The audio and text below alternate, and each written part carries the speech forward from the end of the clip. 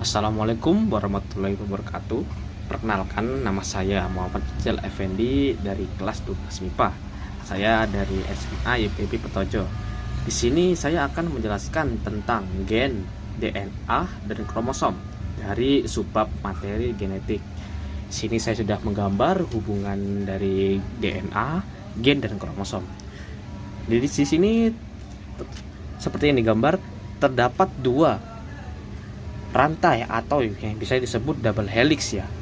Nah, double helix ini adalah ciri khas dari gen ya, yaitu berantai ganda.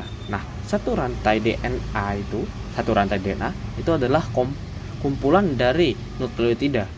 Apa itu nukleotida? Nah, di bawah ini adalah bentuk nukleotida. Nukleotida itu sendiri adalah struktur penyusun dari rantai DNA, di mana satu nukleotida isinya ada fosfat, gula pentosa, dan basa nitrogen. Nah, jadi kalau kita lihat di gambar ini, letak nukleotida itu adalah satu ini ya, yang tepat di belakang huruf-huruf ini. Nah, di belakang huruf ini, di ujung rantainya itu adalah fosfat. Lalu setengahnya terdapat gula pentosa, dan huruf-huruf ini adalah basa nitrogen. Nah, basa-basa nitrogen itu berpasangan ya. Seperti ini, kode A berpasangan dengan kode T, dan kode G berpasangan dengan kode C. Nah, saya akan coba gambarkan bagaimana basa nitrogen itu berpasangan ya, dan apa aja pasangannya. Nah, seperti yang saya akan gambar kode A itu adalah adenin, kode C itu adalah timin, dan kode G adalah guanin, kode C adalah sitosin. Ini adalah basa-basa nitrogen ya, dan basa nitrogen itu terdapat pasangannya. Untuk basa nitrogen adenin itu berpasangan dengan timin, T. Sebaliknya, basa nitrogen timin berpasangan dengan adenin, dan guanin dengan sitosin. Sebaliknya, sitosin dengan guanin. Pasang-pasangan ini akan tetap ya, seperti saya gambar ini. T berpasangan dengan A, atau A berpasangan dengan T, G berpasangan dengan C, C berpasangan dengan G, dan T berpasangan dengan A. Nah, pasangan-pasangan inilah yang akan menyusun DNA ya. Nah, satu DNA itu kan satu DNA itu kan tersusun oleh banyak nukleotida kan. Nah, jika saya gambarkan lebih sederhana lagi, sebagai contoh ini satu rantai di DNA ya. Nah, di sini itu adalah fosfatnya, dan selanjutnya itu adalah gula pentosa, dan ini baru basa nitrogennya. Nah, di satu rantai DNA kan terdapat banyak nukleotida kan, banyak fosfat dan gula pentosa, banyak nukleotidanya, dan satu rantai itu kan bisa disebut polinukleotida. Jadi satu rantai itu bisa disebut polinukleotida, yang artinya itu banyak nukleotida, seperti namanya poli yang artinya banyak. Nah, jadi kalau DNA itu adalah dua buah rantai polinukleotida yang saling berikatan, seperti yang saya lihat, yang saya tulis ini. Arti berikatan itu yang berikatan adalah kode genetiknya ya, itu yang membuat DNA bisa berikatan.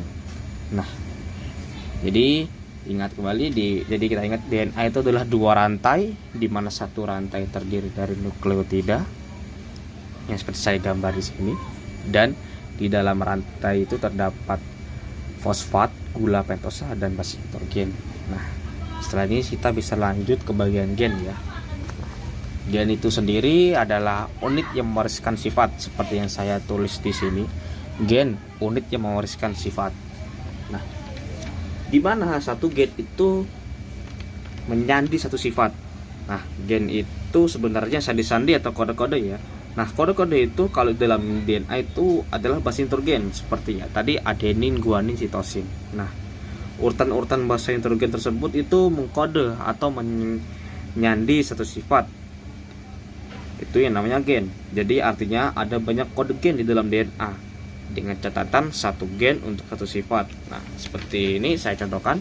Di satu gen ini terdapat kode A, G, C, T, G, C, G, dan seterusnya, yang akan berpasangan dengan T, C, G, A, C, G, dan seterusnya. Nah, sebagai contoh, ini yang saya kasih kotak merah, gen 1 itu adalah gen yang membentuk hidung mancung, dan contoh gen 2 ini adalah yang membentuk bibir tebal. Nah, dari satu DNA itu pasti ada banyak seperti ini. Nah, makanya itu DNA itu terdapat kumpulan kode-kode gen ya.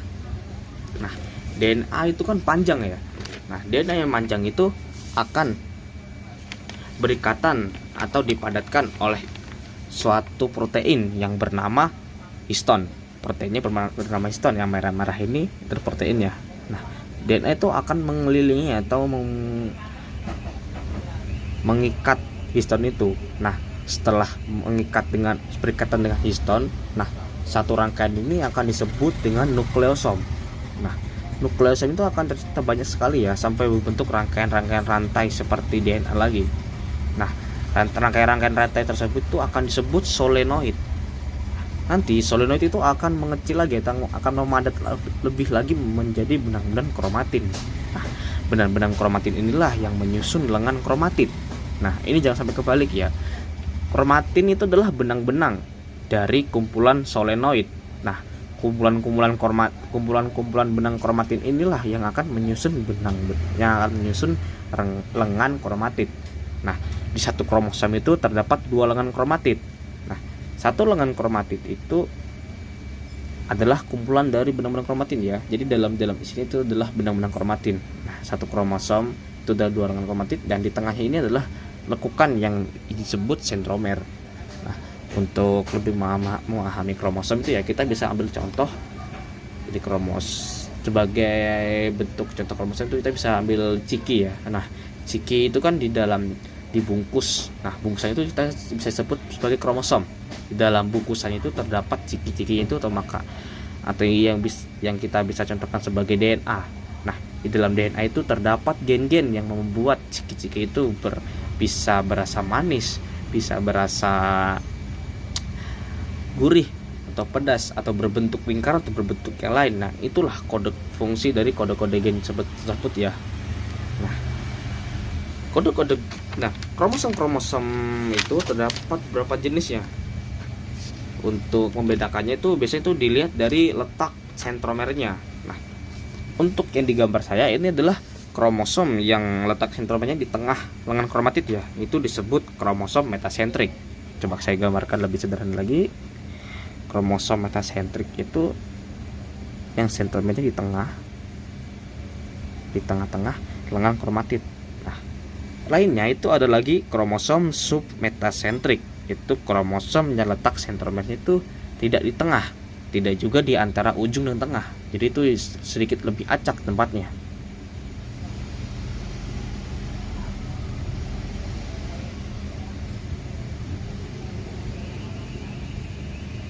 Nah, yang ketiga adalah kromosom aksosentrik. Nah, kromosom ini yang letaknya itu di antara ujung dan di tengah lengan sentrometrik ya. Nah, jadi untuk kromosom aksosentrik itu tetap di tengah-tengah sini ya. Nah, ini yang bentuknya lebih jelas daripada kromosom submetasentrik. Nah, yang terakhir itu adalah kromosom telosentrik. Kromosom telosentrik. Kromosom yang sentromernya terletak tuh di ujung kromatid, lengan kromatid. Jadi dia ada di ujung sini. Nah, kromosom itu juga terdapat 2 tipe ya, yaitu tipe autosom dan genosom. Autosom itu sendiri adalah kromosom yang menentukan karakter fisik. Sedangkan genosom adalah kromosom yang menentukan jenis kelamin.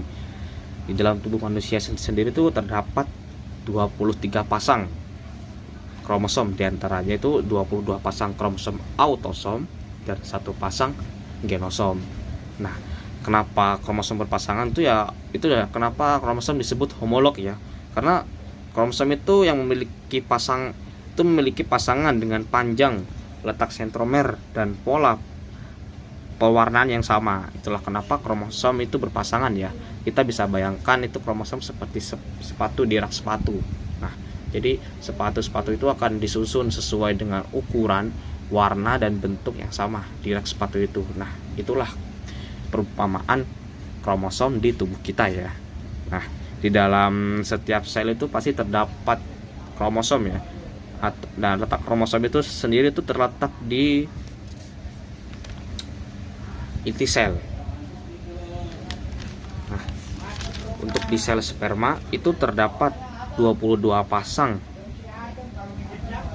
kromosom autosom dan kromosom genosom X atau gonosom Y ya. Nah, di sel kelamin betina itu terdapat 22 pasang autosom dan gonosom X. Nah, itu yang membedakan kelamin wanita dan pria. Terima kasih telah menonton penjelasan singkat saya. Mohon maaf jika terdapat kata-kata atau penjelasan yang salah. Terima kasih telah menonton sampai akhir. Wassalamualaikum warahmatullahi wabarakatuh.